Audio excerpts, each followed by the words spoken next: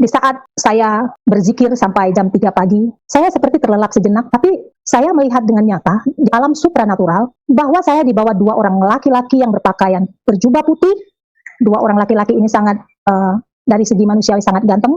Saya dibawa keluar rumah, di pintu rumah, saya disuruh melihat ke langit. Bapak, Ibu, saudara-saudaraku, apa yang saya saksikan saat itu di luar dugaan saya menyaksikan kisah para rasul 1 ketika Yesus berada di awan. Bersaudara, saya anak yang keempat, anak bungsu. Saya dibesarkan dari lingkungan keluarga pesantren. Mengapa seperti itu? Karena di lingkungan tempat saya lahir, disitulah tempat berdirinya sebuah pesantren besar di Palembang. Kemudian masa kecil saya, ketika saya berusia 6 tahun, saya sudah mengalami penderitaan. Saya ditinggalkan ayah yang meninggal dunia. Ayah saya meninggal bukan karena sakit, tetapi ayah saya meninggal karena dibunuh orang. Ayah saya mengalami perampokan dan akhirnya dibunuh. Ketika itu masih berusia 6 tahun. Karena kondisi ini, ibu saya mengajak saya pindah ke kota Palembang. Saya mulai sekolah di sana, karena ibu saya adalah yang mencari nafkah. Pada saat itu, saya dititipkan ke kakak saya. Itu kakak sepupu dari keponakan ibu saya. Saya tinggal sama beliau dari mulai SD sampai saya masa SMA. Kemudian ada pengalaman yang tidak bisa saya lupakan ketika SD, karena saya tinggal di tempat saudara. Di usia saya masih kecil, saya harus bangun pagi-pagi, jam 5 subuh, wajib bangun. Kemudian sholat subuh, kemudian saya melakukan pekerjaan rumah tangga, jam 6 pagi, kemudian saya berangkat ke sekolah sampai siang. Dan kehidupan saya hari lepas hari berjalan seperti itu. Sedari kecil saya harus bekerja keras, membanting tulang untuk, karena saya menumpang di rumah saudara, saya jadi harus menempatkan diri dengan sebaik-baiknya. Di sana saya dididik keras, kalau saya terlambat bangun jam 5 pagi pasti saya akan dimarah, bahkan dipukul. Saya wajib sholat subuh. Setelah sholat subuh, saya akan menyiapkan sarapan dan segala sesuatunya. Kemudian saya harus berangkat. Sampai suatu hari di kelas 6 SD, saya mengalami pergumulan yang luar biasa. Saya sedih karena ketika itu saya harus tinggal di rumah keluarga. Ibu saya harus pergi ke daerah lain untuk mencari nafkah. Saya hampir membunuh diri saya dengan cara saya naik ke sebuah pohon.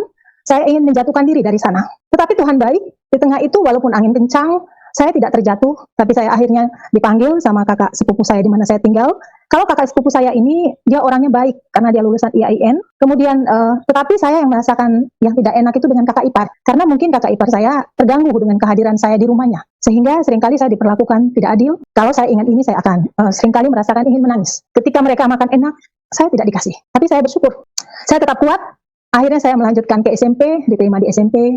Kemudian di SMP pun saya tetap bergumul karena apa? Ibu saya tidak bersama dengan saya, jadi otomatis ibu saya datang itu 1 bulan sekali untuk memberikan uang SPP dan juga biaya kehidupan saya di sana. Sampai saya SMA, ketika itu zaman itu saya masuk SPG. Karena saya berpikir kalau saya masuk SPG, setelah tamat SPG saya akan menjadi guru. Otomatis bagi saya bisa menghidupi diri saya sendiri, juga membantu ibu saya yang membanting tulang untuk mencari nafkah demi kami anaknya. Kakak saya pada saat itu sudah berada di Jakarta, dia merantau bekerja di Jakarta, jadi saya terpaksa dititipkan sama kakak saya. Kemudian setamat SD, SMP, di sekolah kami adalah negeri, otomatis di tengah sekolah itu tidak ada teman kami yang berbeda. Dan dari kecil saya diajarkan wajib puasa, wajib sholat 5 waktu, wajib melaksanakan puasa, kemudian sembahyang 5 waktu, kemudian harus mengaji itu harus, karena kakak saya ini adalah guru mengaji di rumah.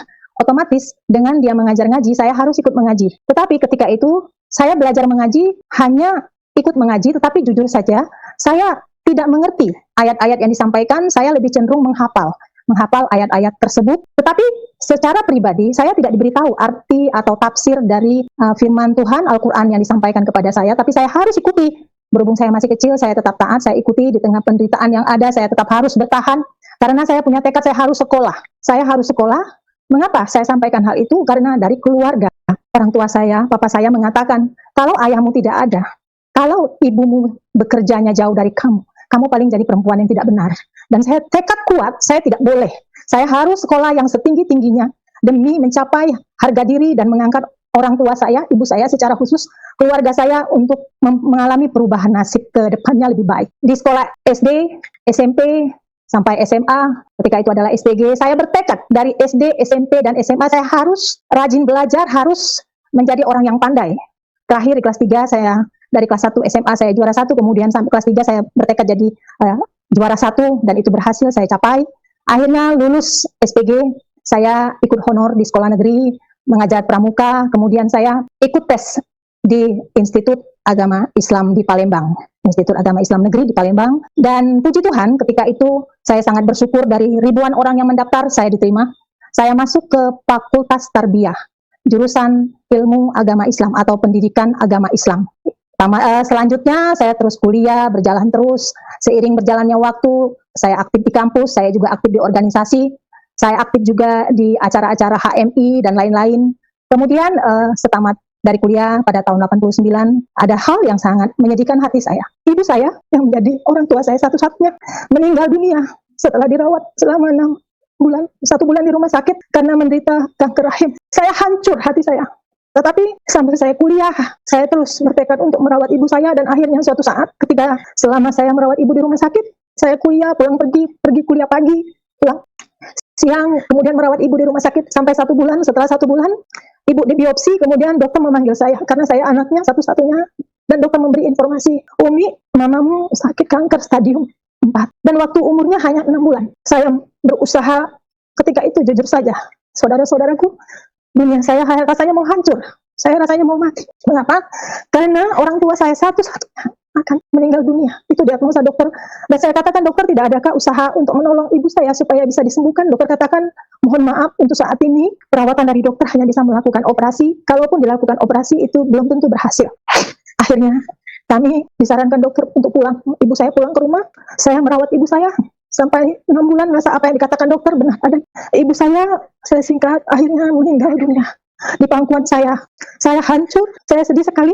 Tidak ada harapan ke depan. Saya mau jadi apa kalau ibu saya sudah tidak ada? Kakak saya di Jakarta, saya di Palembang tinggal dengan saudara, kemudian merawat ibu dengan saudara. Di saat ibu dikuburkan, saya pingsan saat itu, dan rasanya saya tidak sanggup lagi untuk bangkit. Kemudian ketika ibu meninggal, setelah ibu dikuburkan, saya masih berada di Palembang karena saya harus mengurus segala surat menyurat untuk pindah ke Jakarta. Kemudian saat itu kakak saya mengatakan, Dek, lebih baik kamu ikut kakak ke Jakarta. Kalau kamu di sini, kamu tinggal dengan siapa? Kemudian kakak kembali ke Jakarta, dan saya mengalami perjuangan yang sangat berat. Ketika itu saya mengenal, di masa saya kuliah, saya mengenal seorang laki-laki. Laki-laki ini melamar saya. Mohon maaf, Bapak Ibu. Melamar saya, kemudian di tengah berlangsungnya lamaran, menentukan waktunya pernikahan atau resepsi, satu saudara kami mendapat informasi bahwa dia menghamili anak orang lain. Akhirnya pernikahan saya dibatalkan, keluarga saya membatalkan pernikahan, dan dia mengatakan, daripada saya putih mata, lebih baik saya putih hati.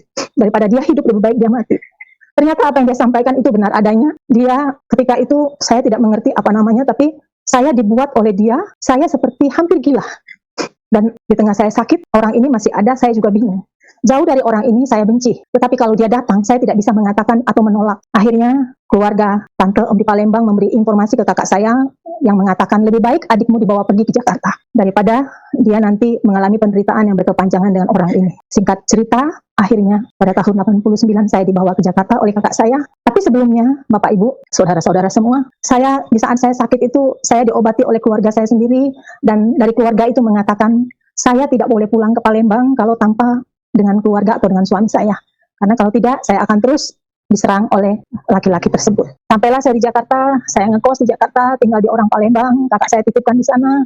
Dia cukupi segala kebutuhan saya. Kemudian setelah 1 bulan saya di Jakarta, saya mencoba bekerja di salah satu perusahaan di Jakarta. Kemudian saya tinggal di situ, kehidupan berjalan seperti biasa. Tapi Bapak Ibu, saudara-saudaraku, dengan kepergian ibu saya, dengan kondisi yang saya alami, hati saya hancur. Saya ke Jakarta tidak ada harapan. Saya mau jadi apa di Jakarta ini? Tetapi dari kakak saya memberikan semangat untuk saya harus bangkit. Saya tidak boleh sedih berkepanjangan. Dan saya tinggal di rumah orang Palembang selama 6 bulan di sana. Kemudian pada saat itu, ketika saya tinggal di sana, saya mendengar satu khotbah dari seorang ustadz yang terkenal. Ketika itu Maulid Nabi, dan saya ingat menjelang bulan puasa. Dan kemudian saya mendengar khotbah. Saat itu saya tidak mengerti karena saya tidak menyaksikan dan tidak berada di sana. Kemudian saya mendengar ada satu kata, jangan sampai dari keluargamu ada yang menjadi kafir seperti Yusuf Roni. Saya bingung ketika itu. Karena tempat tinggal saya dengan lapangan itu sangat dekat, otomatis ketika khotbah itu berlangsung terdengar sangat jelas. Kemudian saya bingung, siapa itu Yusuf Roni ya? Kok dikatakan seperti itu? Kemudian saya berkenalan dengan teman saya ini orang Kristen. Dia sangat baik kepada saya. Dia sangat care dengan saya, sangat perhatian. Suatu saat karena kondisi sudah tidak baik, di mana saya ngekos dengan orang Palembang, salah satu anaknya ingin dijodohkan dengan saya, tapi saya tidak suka. Akhirnya banyak hal yang terjadi, penderitaan bertambah. Saya pindah kos sendiri di tempat lain, masih di dekat situ juga. Kemudian saya ngekos sendiri sambil bekerja rutinitas seperti biasa. Dan pada saat itu tanpa saya rencanakan, saya berkenalan dengan seorang laki-laki yang saat ini menjadi suami saya. Saya tidak tahu latar belakangnya dia dari mana, tapi yang saya tahu dia adalah laki-laki yang baik. Kemudian suatu saat saya menemukan di tempat tinggalnya buku yang bertuliskan Isa Al-Masih menurut Al-Quran dan Alkitab. Saya tanya kepada dia, mohon maaf, si kakak ini, saya katakan, kenalan saya ini, apakah kamu Islam ataukah kamu Kristen? Terus dia jawab, dia katakan saat itu, saya beragama Kristen, tetapi di keluarga saya, kakak saya yang tertua haji, om-om saya semuanya Muslim, dan kami ada 4 orang bersaudara itu Kristen. Jadi kakak saya satu masuk Islam dan dia adalah haji. Dia salah satu ketika itu adalah menjadi salah satu orang yang kepercayaan dari salah satu untuk umroh orang naik haji.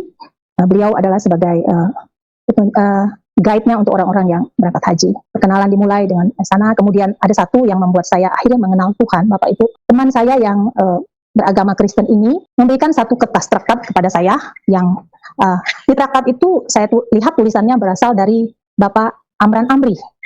Kemudian dia membahas di sana Isa Al-Masih menurut Al-Quran dan Alkitab. Kemudian saya diberikan itu, sementara teman saya ini setiap hari bertanya, Umi, apakah sudah dibaca? Saya katakan belum.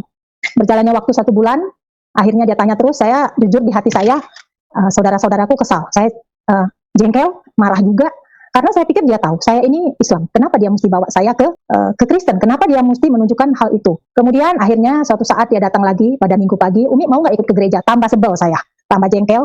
Terus dia katakan seperti, Umi, ini lembaran traktat ini kamu baca, ini saya kasih kamu Alkitab. Kamu kan punya tafsir Al-Quran. Kamu bisa baca itu, kamu bisa compare antara apa yang ada di Alkitab dengan Al-Quran. Di hati saya saat itu mengatakan, ini orang keterlaluan juga ya, orang Islam kok disuruh baca Alkitab, dikasih Alkitab pula. Cuman karena dia baik dengan saya, selama saya berada di dekat dia, bertetangga dengan dia, saya terima Alkitab itu dan saya mulai, pada saat itu saya ingat bulan puasa, saya menjalankan ibadah puasa 1 bulan penuh, kemudian setelah 1 bulan penuh saya berpuasa, saya mulai bertahap membuka kertas yang diberikan kepada saya itu dengan tujuan adalah untuk membuktikan kepada dia bahwa dikatakan di sana Isa anak Maryam adalah Yesus Kristus Tuhan. Bagi saya itu hal yang tidak mungkin. Karena apa? Di pengajaran saya yang lama, jangankan Isa anak Maryam, Isa Al-Masih dengan disebut orang adalah Yesus Kristus itu Tuhan, saya mendengar Tritunggal yang Esa saja, bagi saya itu sesuatu yang tidak mungkin. Karena apa? Di pengajaran saya dulu mengatakan, ketika saya sembahyang, saya ingat ada ayat yang mengatakan bahwa Tuhan itu tidak beranak dan tidak diberanakan. Sementara saya mendengar dari kesaksian teman saya ini, ada Allah Bapa, ada Allah Anak, dan ada Allah Roh Kudus. Saya pikir ini impossible, nggak mungkin. Yang namanya Tuhan tidak beranak dan tidak diperanakan. Tetapi apa yang dia berikan kepada saya gumuli itu, saya compare antara apa kitab yang dia berikan dengan Al-Quran yang saya miliki saat itu, tafsir Al-Quran. Saya pelajari itu dengan seksama, bertahap tapi pasti, saya pelajari terus. Akhirnya pada titik tertentu, saya merasakan kelelahan, keletihan, saya bingung, karena apa?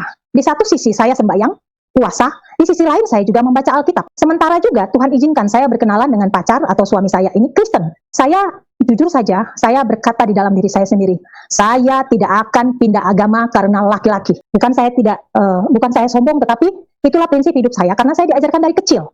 Sembahyang yang taat, tahajud sangat rajin, istihoroh sangat rajin, kemudian ibadah saya usahakan untuk tidak pernah tinggal, puasa tidak hanya puasa wajib, tapi saya lakukan juga puasa sunat. Masa saya mesti menjadi Kristen? Kemudian teman saya atau pacar saya saat itu mengatakan, kamu tahu nggak siapa itu Yesus? Saya katakan Yesus adalah Isa Al-Masih anak Maryam. Itu yang saya tahu. Terus dia katakan Yesus itu Tuhan. Tidak, saya bilang Yesus bukan Tuhan. Yesus adalah Nabi. Dari 25 nabi, Yesus adalah salah satu nabinya. Terus kemudian perjalanan kami tidak berjalan dengan semestinya. Karena apa? Saya bertekad, tadi sudah saya katakan, dengan kondisi saya berangkat ke Jakarta, latar belakangnya seperti apa, saya bertekad saya harus sekolah.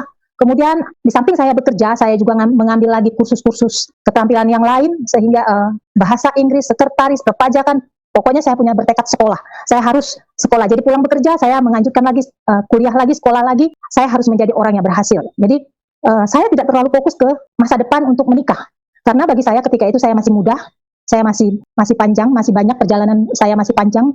Kemudian kembali ke titik terakhir ketika saya membaca traktat tadi, ada saya temukan di Alkitab yang mengatakan, akulah jalan dan kebenaran dan hidup. Tidak ada seorang pun yang dapat ke rumah Bapa tanpa melalui aku. Itu dari Yohanes 14 ayat 6. Saya mulai goyah, saya tetap menjalankan puasa, saya tetap menjalankan ibadah agama saya, tetapi saya juga membaca Alkitab. Sementara dari kakak saya sudah mulai mendengar dari tetangga saya yang orang Palembang yang mengatakan bahwa saya itu udah mulai ikut-ikutan orang Kristen.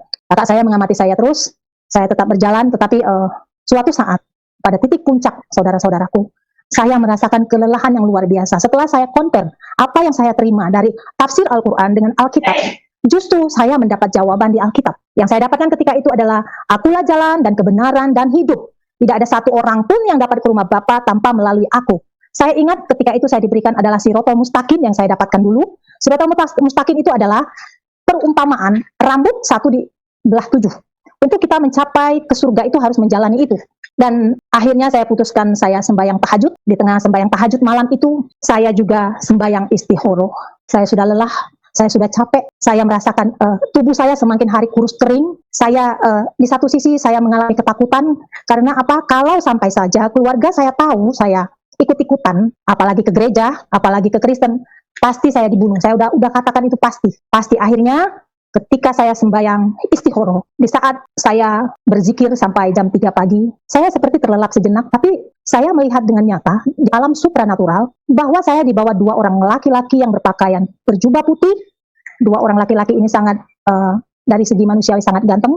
Saya dibawa keluar rumah, di pintu rumah, saya disuruh melihat ke langit. Bapak, Ibu, saudara-saudaraku, apa yang saya saksikan saat itu di luar dugaan saya menyaksikan kisah para rasul 1 ketika Yesus berada di awan. Ketika itu, saya melihat ke langit, kemudian saya menyaksikan Yesus berdiri dalam posisi tangan terbuka dengan pakaian yang sangat putih cemerlang. Saya bisa melihat bayangan wajahnya yang bersinar terang, tetapi saat itu saya tersungkur. Dan pada saat saya tersungkur seperti itu, saya melihat, tetapi saya tidak sanggup melihat cahaya kemuliaan itu. Kemudian ada suara yang saya dengar, anakku yang kukasihi, aku ingin membawamu ke surga. Saya sebagai manusia biasa yang tidak mengerti, saya ketika itu menjawab, Tuhan, saya belum siap. Saudara-saudaraku, apa yang terjadi? Ternyata pengalaman supranatural ini yang saya alami, saya seperti diingatkan gigi saya seperti dicabut, dan saya merasakan itu sakit sekali. Kemudian saya duduk, hati saya bergejolak. Saya meminta agar Tuhan menyatakan dirinya kalau memang Tuhan itu hidup, dan Tuhan sudah menyatakan dirinya. Kemudian pagi hari saya sampai dari jam 3 itu saya tidak bisa tidur sampai pagi. Saya akhirnya mengetok rumah teman saya yang Kristen ini. Saya katakan dialah yang menjadi kakak rohani saya. Saya katakan kepadanya, minta tolong doakan saya. Saya tadi malam, tadi pagi, jam 3 pagi saya mengalami seperti ini. Saya ceritakan apa yang saya alami, kemudian dia doakan, terus dia katakan seperti ini. Umi, Tuhan sudah menyatakan diri kepadamu. Alangkah baiknya kamu memantapkan hati untuk mengikut dia. Karena dia adalah satu-satunya Tuhan, jaminan setiap umat manusia untuk bisa mencapai ke surga. Saya diam saja, saya hanya minta didoakan. Kemudian saya terus bergumul, saya tetap dalam kondisi tidak bulan puasa, saya puasa. Saya minta petunjuk dari Tuhan, apa yang harus saya lakukan. Kemudian teman saya mengatakan seperti ini, Umi, supaya kamu tidak terombang-ambing dengan keadaan saat ini, alangkah baiknya kamu dibaptis. Saya tanyakan dengan dia, itu dibaptis apa? Dia jelaskan dibaptis adalah sebagai tanda orang percaya kepada Tuhan, menerima keselamatan daripada Tuhan, dan dia dicelupkan ke air, dibaptis untuk menerima keselamatan daripada Tuhan sebagai tanda bahwa dia adalah pengikut Kristus. Ketika itu saya belum mengerti, saya bertanya sana-sini, ada berbagai macam aliran yang mengatakan tentang baptisan, tetapi di tengah kondisi saat itu, pacar saya kembali ke tempatnya karena ayahnya sakit, kemudian saya berpisah sekian tahun, dan saya bertanya kepada dia untuk memberi informasi, pertimbangan kepada saya, baptisan yang harus saya lakukan, dan dia mengusulkan untuk saya ikut baptisan selam. Saya ikuti, saya diantar oleh teman kakak rohani saya ini, di samping teman dia adalah kakak rohani yang sangat memperhatikan saya diperkenalkan pada seorang hamba Tuhan, untuk saya dididik, diajar, diperkenalkan kepada kebenaran firman mengenai ayat-ayat baptisan. Kemudian ketika itu saya dibaptis dengan beberapa latar belakang yang sama dengan saya, ada 8 orang sama-sama dibaptis, kami dari belakangnya dari suku Kedar, kami dibaptis. Kemudian saya ada hal yang saya kelupaan. Sebelum saya memutuskan untuk dibaptis, ada pengalaman supranatural yang saya alami ketika itu Natal. Teman saya ini mengajak saya pergi Natal karena saya sendirian di rumah. Dia katakan, Umi, kamu mau nggak ikut acara gereja kami. Kemudian dia bilang di sana ada artis-artis yang terkenal, antara lain Diana Nasution, Ade Manahuto, Edi Slitonga, artis-artis rohani saat itu. Saya ikut bukan karena ingin ikut ke gerejanya, tetapi saya ingin menyaksikan artis itu, puji-pujian mereka sangat bagus dan sangat memberkati. Kemudian ada pengalaman supranatural sebelum saya tadi, mohon maaf saudara-saudaraku kelewatan, ada ketika saya mengikuti kebaktian itu, saya duduk paling belakang. Kemudian saya mendengarkan hamba Tuhan yang mengatakan bahwa di samping sebelum khotbah berlangsung akan menyaksikan film. Kebetulan film saat itu yang diputar adalah Yesus Kristus yang disalibkan. Saya dari belakang karena saya baru pertama kali ke sana, saya duduk paling belakang dan saya menyaksikan hal itu. Ketika film berlangsung pada saat Yesus disalibkan, Yesus dipukul, Yesus berdarah, tetapi pada saat puncaknya ketika tangan Yesus dipaku di kayu salib, kaki Yesus dipaku di kayu salib, saat itu saya merasakan hal yang hati saya hancur. Saat itu saya mendapatkan Roh Kudus yang mengingatkan saya bahwa Umi, Yesus itu mati untuk menebus segala dosa dan kesalahanmu. Saya menangis di situ, saya badannya bergetar dari awal menyaksikan film itu sampai titik terakhir selesai film itu, badan saya, tubuh saya bergetar. Saya menangis sampai pulang. Sampai pulang saya terus menangis, saya tidak mengerti itu apa namanya, tetapi saya merasakan sesuatu yang sangat hancur. Saya ketika itu mendapatkan hikmat yang daripada Tuhan, bahwa Yesus rela mati sebagai Tuhan, rela mati di kayu salib untuk menebus dosa saya. Saya tidak mengerti Bapak Ibu, mengapa ketika tangannya dipaku, ketika kakinya dipaku, badan saya bergetar sejadi-jadinya. Saya tidak mengerti saat itu. Cuman saya katakan dengan teman saya, kenapa ya badan saya kok gini, saya kok nggak bisa begini, saya terus bergetar tangan saya. Nah, itulah awal kemudian saya akhirnya mengambil sembahyang tahajud, kemudian saya istihoroh. Dan semakin dimantapkan, akhirnya saya dibaptis. Kemudian pada saat saya dibaptis, saya bertanya dengan teman saya itu. Saya mau tanya, saya bilang, apakah kalian kenal dengan Pak Yusuf Roni? Kemudian ketika itu dia katakan, kalau Umi pengen kenal Pak Yusuf Roni, saya akan antar ke rumahnya Pak Yusuf Roni. Saya akan perkenalkan kamu dengan Pak Yusuf Roni. Akhirnya saya diperkenalkan ke Pak Yusuf Roni. Saya ceritakan apa yang saya alami, apa yang saya rasakan. Dan saya sungguh diteguhkan. Melalui istri Pak Yusuf Roni saya didoakan. Dia katakan, Umi, karena kamu backgroundnya dari IAIN, alangkah baiknya kamu belajar Alkitab dengan serius. Agar kamu nanti ketika kamu mengenal Tuhan Yesus, kamu tidak menjadi orang yang Kristen biasa-biasa saja. Agar kamu bisa menyaksikan kebaikan Tuhan dalam hidupmu dan bersaksi kepada keluargamu. Karena ada firman Tuhan yang mengatakan, satu orang diselamatkan, maka seisi rumah akan diselamatkan. Saudara-saudaraku, jujur saya takut. Ketika saya didoakan, akhirnya saya katakan, baik Ibu, saya akan ambil sekolah Alkitab. Kemudian saya didaftarkan sama teman saya ini di sekolah Alkitab. Saya ambil sekolah Alkitab malam, saya dididik di sana, saya mulai diajari bagaimana membaca Alkitab. Kemudian saya juga diajak sama saudara saya ini, kakak rohani saya ini untuk melayani. Saya mulai melayani di guru sekolah minggu, saya ikut pelatihan, kemudian saya melayani juga di pemuda. Dan di tengah sekolah Alkitab ini, saya banyak bertemu dengan hamba-hamba Tuhan yang menjadi pelayan-pelayan Tuhan. Saya dikuatkan, saya diteguhkan. Kemudian penderitaan mulai berjalan. Saya diketahui sudah Kristen. Kakak saya mendengar dari tetangga saya bahwa saya seringkali pergi ke gereja. Suatu saat kakak saya sudah mengancam saya, kalau sampai saya mendengar kamu Kristen, lebih baik kamu mati daripada kamu hidup bikin malu. Mama sudah tidak ada, mama sudah meninggal, sementara kamu Kristen, lebih baik kamu mati. Nah ini ancaman yang saya alami, tapi belum terlaksana Bapak Ibu, saudara-saudaraku. Temanku, kakak seorahaniku akhirnya bilang, Umi, kamu pindah dengan saya, tinggal dengan saya, supaya kami cover dengan doa, agar kamu tidak sendirian ketika kamu mengalami pergumulan itu. Saya setelah mereka menikah, pada saat itu mereka menikah, teman saya menikah dengan suaminya, kemudian saya tinggal dengan mereka. Kemudian saya secara pribadi rajin diajak berdoa setiap setiap malam kami diajak berdoa, kemudian aktif kebaktian, aktif pelayanan juga. Kami ketika itu rajin pelayanan ke rumah sakit, saudara-saudaraku. Kami melayani orang-orang sakit, kami dari persekutuan doa kami para pemuda di gereja itu, dari latar belakang yang berbeda, kami melayani di rumah sakit, salah satu rumah sakit Kristen yang ada di Jakarta. Kami mendoakan orang-orang sakit, kemudian setelah itu kami kumpul, ada satu rumah yang menjadi histori bagi kami, tempat kami berdoa, tempat kami bergumul, tempat kami menyampaikan apa pergumulan kami masing-masing. Itu juga menjadi orang tua angkat saya. Beliau banyak berjasa kepada saya. Ada juga kakak rohani di sana yang latar belakangnya sama dengan saya. Dia latar belakang dari suku Kedar. Dia kemudian bertobat, menikah, dan dia bertobat. Kemudian dia aktif juga dalam pelayanan sebagai guru sekolah minggu, sebagai aktivis di pemuda. Kemudian kami mulailah, saya sendiri mengalami pergumulan. Mengikut Kristus ternyata tidak seperti yang kita bayangkan. Mengikut Kristus pasti ada pikul salib. Penderitaanmu dimulai di keluarga saya sendiri. Saya dikucilkan, saya dibuang, kakak saya mendapat intimidasi dari keluarga. Tetapi Bapak Ibu, saudara-saudaraku, ada pengalaman supranatural lagi yang saya alami. Saya mengalami Bagaimana ketika saya dalam posisi tidur, saya tidak mengerti saya itu apa disantet atau apa, datang ular menyerang saya, datang binatang-binatang menyerang saya, harimau di tengah posisi tidur saya, tetapi ketika saya mengatakan dalam nama Yesus engkau pergi, saat itu mereka pergi. Kemudian saya juga mengalami intimidasi, mimpi-mimpi yang menakutkan. Saya merasa saya dihakimi, saya merasa dihukum sama keluarga dengan akan dibunuh. Kemudian apa yang saya mimpikan, apa yang saya rasakan saat itu, pengalaman batin yang saya rasakan itu ternyata saya alami di dunia nyata. Suatu saat kakak saya mengatakan, saya akan bawa preman-preman Tanah Abang untuk membunuh kamu. Kalau sampai saya dengar kamu sudah Kristen, saya takut. Jujur saya takut. Tapi dengan kekuatan doa setiap hari dari saudara seiman kakak rohani saya itu, seiring berjalan waktu saya juga menyelesaikan sekolah Alkitab malam, selesai saya ikut pelayanan. Kemudian suatu saat apa yang dikatakan kakak saya terjadilah. Kakak saya datang beserta keponakan saya dari dia mengatakan, dia menggedor pintu dan dia berteriak di rumah tempat saya tinggal dengan saudara angkat saya itu kakak rohani saya, disuruh keluar. Saya akhirnya kami berdoa terlebih dahulu. Saya ketakutan Bapak Ibu karena saya tahu kalau dia bilang mati lebih baik mati, karena kakak saya punya ilmu hitam.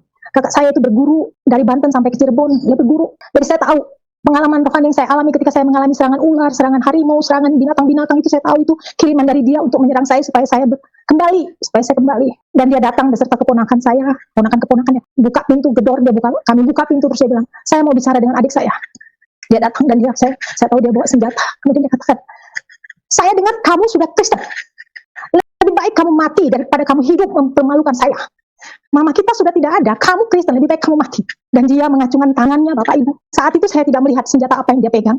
Tetapi ketika itu dengan keberanian yang sangat luar biasa yang Tuhan berikan melalui Roh Kudus, saya katakan, dalam nama Yesus, hai kamu tidak bisa menyentuh tubuhku, karena aku adalah milik Kristus. Dan dia terpelanting ke belakang, terus keponakan saya, beserta dengan dia beberapa orang mengatakan, kalau begitu titip salam buat Yesusmu. Saya katakan, salammu akan saya sampaikan. Dan mulai hari itu dia katakan, detik ini juga kamu bukan saudaraku lagi. Kamu sudah saya anggap mati. Mengapa dia lakukan itu? Karena dia malu. Di tengah kami, di ruang tamu itu ada kakak rohani saya, ada saudara saya, ada teman saya yang satu pelayanan dengan saya, satu kamar dengan saya, menyaksikan hal itu. Mereka juga tahu bagaimana saya mengalami serangan-serangan, saya disantet. Ada terjadi di rumah itu terasa. Dia merasakan bahwa ada roh yang bukan dari Tuhan yang datang menyerang. Dan kakak saya berbalik dan mulai hari itu dia berkata, mulai hari ini kamu bukan saudaraku lagi. Mulai hari ini kamu sudah mati. Itu dia katakan. Dan saya berkata, saya menangis. Saudara-saudara saya sedih. Tapi inilah resiko yang saya harus terima. Kemudian dengan cara kasar dia tidak berhasil. Akhirnya dia mengirim kakak sepupu saya untuk datang dan menginap beberapa hari di rumah. Dan saya tahu dia tidak hanya sekedar datang. Dia datang dengan membawa sesuatu. Mengapa saya rasakan seperti itu? Di tengah saya tidur, saya seringkali dibisikin sesuatu di telinga. Saya merasakan kondisi keberadaan mereka tidak membawa saya nyaman. Dan kemudian akhirnya saya memutuskan, setelah saya tinggal bersama kakak rohani saya menyingkir. Saya pindah kos di tempat lain. Karena saya tahu akan membahayakan mereka juga. Saya juga takut daripada saya tiba-tiba dia mengirim preman Tanah Abang untuk membunuh saya lebih baik menyingkir, pergi. Saya pindah kos di tempat lain. Saya tetap bekerja. Tapi Bapak Ibu, di tengah saya bekerja, jujur saja, saya mengalami penderitaan. Karena apa? Saat itu gaji saya tidak seberapa. Saya sebagai staf, saya harus hidup mencukupi hidup saya 1 bulan, bayar kos, kemudian saya harus mandiri. Ketika kakak saya supply, saya hidupnya tenang, saya enak, saya uang mengalir, saya diberikan uang, uang gaji yang saya terima hanya saya gunakan untuk beli pakaian. Tetapi ketika saya sendiri, saya harus sendiri dan saya dibuang jauh, saya menerima teror berupa telepon, berupa hal-hal lain dari keluarga saya tahu itu. Kemudian saya menyingkir, saya pindah tempat, saya di tempat yang baru. Kembali saya merasakan sendiri, saya sendiri rasanya. Kemudian di samping pengalaman pribadi, saya diusir dari keluarga, hampir mati dibunuh kakak saya sendiri. Keluarga dari suami saya tidak terima kalau saya berpacaran dengan dia. Dengan alasan saya ini dari Palembang, anak yatim piatu, tidak tahu latar belakangnya, sementara keluarga dia, keluarga dari keturunan raja, keturunan kaya, saya, apalah artinya saya. Dan saya ketika itu ikhlas, saudara-saudaraku. Kalau memang jodoh silakan, kalau tidak ya sudah. Itu sudah keputusan saya, yang paling penting saya bisa mandiri di atas kaki sendiri. Sekalipun hati saya hancur bertahun-tahun. Saudara-saudaraku 7 tahun saya dibuang. Saya terhilang dari keluarga, saya tidak bisa pulang, saya tidak bisa ketemu keluarga. Keluarga tidak ada menjenguk saya sendiri. Saya ngekos dari satu kos ke kos yang lain. Tapi saya bersyukur. Di tengah penderitaan yang saya alami, Tuhan selalu baik memakai anak-anak Tuhan menolong saya. Di saat saya sakit, saya terkapar, saya tidak punya uang sama sekali. Tiba-tiba mujizat terjadi, Tuhan kirim orang datang, membawa saya ke dokter, memberi saya uang. Dan akhirnya beliau menjadi saudara angkat saya. Akhirnya saya bertambah, memiliki saudara-saudara di dalam Tuhan. Saya di cover, saya ditolong. Tetapi saya tinggal sendiri, kemudian penderitaan selanjutnya bertambah. Suatu saat, setelah sekian tahun kami berpisah, suami saya kembali ke tempatnya. Saya di Jakarta, kemudian kami menjalin komunikasi hanya melalui surat. Itu pun kalau dibalas ya iya, kalau tidak enggak. Tapi saya tahu, Saat itu suami saya kembali karena dijodohkan oleh orang tuanya untuk menikah dengan wanita lain. Saya pasrah. Saya pikir jodoh di tangan Tuhan. Kalau memang jodoh tidak akan lari kemana. Dan yang paling penting saya bisa mandiri untuk saya bangkit dari keterpurukan ini. Kemudian dilanjutkan dengan berikutnya suatu saat di tahun 96. Setelah sekian tahun berpacaran, putus nyambung. Akhirnya tahun 96 saya memutuskan untuk menikah. Sementara saya sudah dibuang sama keluarga. Saya dikatakan dengan segala macam perkataan negatif. Banyak hal negatif yang saya terima, tapi saya ikhlas. Itu adalah pikul salib bagi saya terima. Karena bagi saya, Yesus adalah Tuhan satu-satunya. Dan bagi saya, keselamatan hanya ada di dalam Yesus. Karena apa? Tuhan sudah menyatakan diri. Yang pertama, ketika saya menyaksikan Yesus disalib, saya mengalami kepenuhan Roh Kudus. Yang kedua, ketika saya sembahyang tahajud dan istihoro, saya bertemu muka dengan Tuhan, sehingga saya mantap untuk mengikut Kristus. Yang ketiga, ketika saya mengalami penderitaan yang teramat sangat, Tuhan banyak menolong saya melalui hamba-hamba Tuhan, melalui anak-anak Tuhan yang menjadi saudara di dalam Kristus. Sehingga ketika saya menderita, mereka menolong. Ketika saya mengalami kondisi tidak punya uang, mereka membantu saya. Ini salah satu pengalaman yang luar biasa yang saya alami. Kemudian kami terus melayani di rumah sakit, berdoa untuk orang-orang sakit. Ketika suatu saat di tahun 96, ketika saya harus memutuskan menikah, saya tahu keluarga suami saya tidak setuju. Saya bahkan mendengar menjelang 1 bulan kami menikah. Ketika itu pacar saya menelpon saya jam 12 pagi, tengah malam. Umi, saya berada di jalanan. Sementara Bapak Ibu, saudara-saudara, surat sudah masuk ke gereja. Saya pelayanan aktif di gereja sebagai guru sekolah minggu, aktif juga di pemuda. Dan ketika saya mau menikah, saya juga mengalami bagaimana sulitnya untuk menikah. Karena yang pertama, saya adalah yatim piatu. Saya tidak punya saudara. Kakak saya sudah tidak mengakui lagi saya. Yang kedua, dia mengancam saya lagi. Dia katakan, kalau sampai saya mendengar kamu menikah Kristen, saya akan bawa preman-preman Tanah Abang untuk menghancurkan pernikahanmu. Saya akan acak-acak pernikahanmu sehingga pernikahanmu gagal. Yang kedua, dari pihak suami saya, kakaknya ternyata mengajak dia makan di hotel mewah di Jakarta dan mengatakan lebih baik untuk kami membatalkan pernikahan. Dan ketika suami saya mengatakan, saat itu masih pacar saya, dia bilang saya sudah putuskan karena saya sudah mengajukan surat pengajuan ke gereja. Saudara-saudaraku, suami saya juga mengalami pergumulan. Dia dilempar sama pot yang ada bunganya, pot yang ada tanahnya. Dia dipukul, dihajar habis sama kakaknya. Karena kakaknya mengatakan seperti ini, untuk apa kamu menikah dengan orang Palembang itu? Kita tidak tahu dia latar belakangnya seperti apa. Kamu cari wanita yang sukses, cari wanita yang berhasil, cari pengusaha. Jangan hanya seorang karyawan yang seperti dia, masih banyak perempuan lain. Dan ketika itu saya sudah hampir putus asa. Mau menikah pun ternyata banyak pergumulan, uang tidak ada. Saya hanya ketika itu memegang uang 1 juta dan dia hanya memegang juga 1 juta. Kami butuh modal banyak untuk menikah. Karena menikah di gereja, kemudian catatan sipil, kemudian ada pesta. Tetapi mujizat kembali saya rasakan. Di saat saya mengalami pergumulan berat, tidak ada dana, Tuhan kirim dana melalui orang tua murid yang memberkati saya. Kemudian orang tua murid ini menyumbangkan banyak. Ketika pernikahan itu saya disumbang banyak hal, ada dana, ada pakaian, ada banyak hal yang saya terima dari teman-teman seiman. Saya merasakan pertolongan yang Tuhan luar biasa. Tetapi Bapak Ibu, saudara-saudaraku, saya merasakan kesedihan. Yang pertama, saya ingin menikah saja susah. Udah mau Kristen susah, mau menikah juga susah. Jangankan didorong, jangankan didukung, saya malah akan disuruh putus. Dan saya sudah pasrah Bapak Ibu, kalau memang jadi ya sudah, kalau tidak ya tidak apa-apa. Dan suami saya ternyata di tengah dia kondisinya galau, dia katakan, Umi, kita tetap menikah. Oke, baik, saya mempersiapkan dan saya bersyukur Bapak Ibu saudara saya punya teman persekutuan yang luar biasa. Mereka mendukung doa. Setiap hari mereka mendukung saya dalam doa. Selama 1 bulan menjelang pernikahan mereka berdoa terus untuk saya, mendukung saya. Karena saya banyak sekali pergumulan yang saya alami. Yang pertama, saya tidak punya dana. Yang kedua, saya tidak punya persiapan sama sekali. Yang ketiga, setelah sekian tahun saya berpacaran, masa saya tidak menikah? Kakak saya sudah mengatakan, kalau saya dengar kamu menikah dengan cara Kristen, pasti kamu akan saya serang dengan preman-preman Tanah Abang. Karena kakak saya bergaul dengan preman-preman Tanah Abang. Dia bekerja di kota, tetapi lingkungan dia, pergaulan dia adalah preman-preman Tanah Abang. Otomatis saya ketakutan. Di satu sisi dari keluarga suami saya tidak setuju, di sisi lain, tapi saya meminta tanda dengan Tuhan. Tuhan, kalau memang dia jodoh saya, Tuhan Yesus berikan saya petunjuk-Mu agar saya melangkah dengan mantap dan pasti. Dan Tuhan menyatakan dirinya dengan melalui mimpi. Saya kembali diberikan mimpi dengan mendapatkan ayat firman Tuhan yang berbunyi, kalau Tuhan berjanji, Tuhan tidak pernah ingkar janji. Janji Tuhan ya dan amin. Dan saya singkat, akhirnya saya menikah dengan modal kami sendiri, tapi mujizat yang saya alami ketika itu adalah mujizat pesta Kana. Karena apa? Dengan modal kami seadanya, ketika kami menikah dan kakaknya kembali, saudara-saudaranya mengatakan kepada saya, apa modal kalian menikah? Karena kami menikah di gereja, kemudian kami menyewa hotel, kemudian kami pesta, ada dana yang Tuhan berikan. Ketika pertemuan di hotel itu pada saat setelah kami menikah, setelah kami ditahbiskan oleh pendeta bahwa kami resmi sebagai suami istri, keluarganya kumpul, om tantenya, saudara-saudaranya kumpul, dan ketika itu kakaknya kembali menghina saya di tengah keluarga. Tetapi saya menerima itu dengan lapang dada, karena saya merasakan pertolongan Tuhan luar biasa dari teman-teman saya, saudara-saudara saya di dalam Tuhan, dan mereka menjadi teman dan sahabat saudara saya sampai hari ini.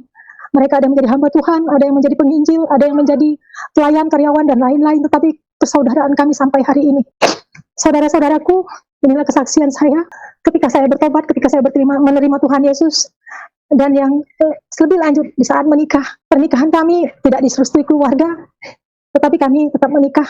Mujizat kembali terjadi, kebutuhan biaya gedung, biaya pesta, Tuhan sediakan di luar dugaan kami, pas seperti apa yang kami harapkan. Sehingga dana yang kami butuhkan cukup untuk restoran, untuk salon, untuk hotel di mana kami menginap. Pengalaman yang berikutnya adalah, belum sampai selesai di situ saudara-saudaraku, ada pengalaman yang kedua yang saya alami. Kami menikah, mengalami pergumulan, tetapi ada pengalaman terakhir yang semakin hari yang membuat saya semakin harus sungguh-sungguh di dalam Tuhan, harus sungguh-sungguh melayani Tuhan. Saya doakan terus seluruh keluarga saya untuk mereka bertemu Tuhan Yesus secara pribadi, menerima Tuhan Yesus sebagai Tuhan Juru Selamatnya. Di dalam doaku selalu untuk saudara-saudaraku semuanya, agar mereka juga mengenal Tuhan yang benar. Tuhan yang benar hanya ada satu, di dalam nama Tuhan Yesus. Pengalaman yang terakhir yang saya akan ceritakan, Bapak Ibu, saat ini suami saya baru sembuh dari stroke pada tahun 2013. Ada pengalaman supranatural lagi yang saya alami. Saya di tengah ulang tahun saya, suami saya mengalami serangan stroke, pecah pembuluh darah di batang otak. Dia dinyatakan kalau tidak hidup, kalau tidak dilakukan operasi dia akan mati. Tetapi ketika itu ada pengalaman supranatural yang saya alami lagi. Di saat hari pertama dia masuk ruang ICU, saya berada di ruang tunggu, saya menangis di hadapan Tuhan. Tetapi ketika itu saya duduk bersila jam 2 pagi, saya berbicara dengan Bapa di surga, dengan Tuhan Yesus. Saya katakan, Tuhan, ini ulang tahun saya, masa hadiah ulang tahun saya, suami saya koma, hampir mati, pecah pembuluh darah di batang otak, bahkan kata dokter katakan kesempatan dia hidup sangat sedikit. Ketika itu Tuhan berbicara jelas kepada saya, Umi, pada saat Maria dan Marta berteriak ketika Lazarus mati, aku ada di sana, dan saat ini juga aku ada di sini. Dan pada saat itu saya tiba-tiba berbahasa roh, saya tidak mengerti bahasa yang saya ucapkan apa, tetapi saya mengerti apa yang saya bicarakan sama Tuhan. Ketika itu saya dibawa oleh 2 malaikat ke ruangan ICU.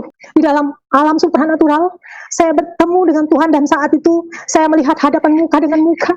Tuhan Yesus menumpangkan tangan di kepala suami saya. Disaksikan 2 malaikat. Tuhan Yesus sangat luar biasa. Pakaian putih cemerlang, sangat suci. Tuhan Yesus mengatakan, saat itu saya melihat Tuhan Yesus menumpangkan tangan di kepala suami saya, dan saya menyaksikan itu bersama teman-teman para hamba Tuhan. Banyak orang yang mendoakan suami saya di ICU, tetapi ketika itu saya sudah tidak sanggup lagi, karena Bapak Ibu, saudara-saudara, saya menunggu suami saya sendiri. Di sana tidak ada teman, tidak ada saudara, saya sendiri, saya berada di ruangan itu. Dan pada malam itu, kembali Tuhan menyatakan dirinya, menyatakan mujizat. Saya sampaikan kepada hamba Tuhan yang melayani, yang berdoa, Tuhan Yesus sudah menyembuhkan suami saya, karena Tuhan Yesus menyatakan diri kepada saya. Dan saat itu saya percaya 100% suami saya akan sembuh. Esok harinya saya dipanggil dokter ahli saraf mengatakan, Ibu Umi, suami Ibu harus dioperasi. Kalau tidak, suami Ibu, kami tidak tahu nasibnya seperti apa. Saya tanya sama dokter, kalau memang dioperasi, berapa persen pencapaian dokter selama ini? Dokter katakan 50-50. Kemudian saya katakan lagi, ada nggak second opini dokter? Ada. Dilakukan untuk membersihkan darah yang pecah di pembuluh di batang otak itu, dia harus diinfus, maksudnya apa dokter? Ya, dibor kepalanya Bu, dimasukkan selang di kepala agar darah yang mengumpal itu bisa diambil dan dibersihkan. Saya katakan keberhasilan dokter selama ini berapa persen? 50-50 Bu.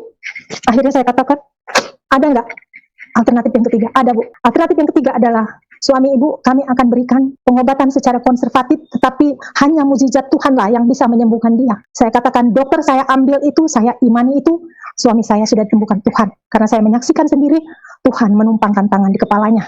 Saya percaya Tuhan Yesus sudah sembuhkan dia. Dokter mengatakan, jadilah sesuai iman Ibu. Ya, amin. Saya katakan, akhirnya saya ambil keputusan itu. Tetapi Bapak Ibu, saudara-saudara, suami saya dirawat di ICU selama 10 hari dalam kondisi koma. Saya minta tanda lagi sama Tuhan. Tuhan, kalau memang betul suami saya hidup. Hari yang ketiga saya katakan, saya ingin suami saya bisa menjawab ketika saya bertanya. Saya ke ruangan ICU, saya tanya, apa? Saya minta nomor telepon kantormu. Karena di HP-nya saya tidak bisa hubungin ke kantor.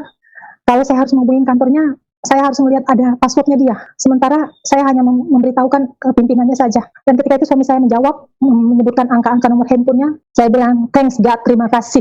Tuhan baik, ini tanda Tuhan akan sembuhkan dia. Kemudian besoknya lagi saya ngomong dengan suami saya, Pak bangun, saya ingin kamu ngomong sama saya, kalau memang Tuhan nyata sembuhkan kamu, kamu ngomong terus berkata dengan mulut menyong seperti ini, "Mah, Tuhan Yesus katakan aku akan disembuhkan. Aku sudah pergi ke taman di Firdaus, tetapi Tuhan bilang belum waktuku pergi.